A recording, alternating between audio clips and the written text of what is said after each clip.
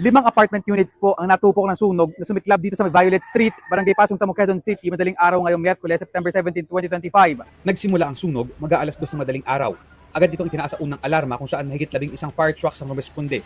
Nabalot ng makapal na usok ang katapat na 3 palapag na apartment unit. Natrap ang nangungupahang mag-anak sa loob. Nailigtas sa rooftop ang padre de pamilya na isang senior citizen na si Marianito Villa. Kwento niya, agad niyang ginising ang kanyang asawa at anak na babae. Kung nandun na kami sa taas, bumaba silang dalawa.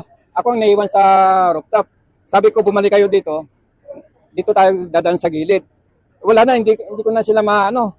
Kasi makapal na yung usok. Sa ikatlong palapag na rescue ang mag-ina, malapit sa banyo. Pareho silang nahirapang huminga. Ayon sa kaanak, stable na ang kondisyon ng mag-ina. Hindi nakaligtas sa sunog ang 3 pusa at isang aso na alaga ng pamilya Villa. Ayon sa BFP, sa dulong apartment unit nagsimula ang apoy. Hindi bababa sa 5 pamilya ang apektado. Pasado alas 3 ng madaling araw, idineklara ang fire out. Patuloy na inalam ng BFP ang sanhi ng apoy at kabuuang halaga ng pinsalang iniwan nito.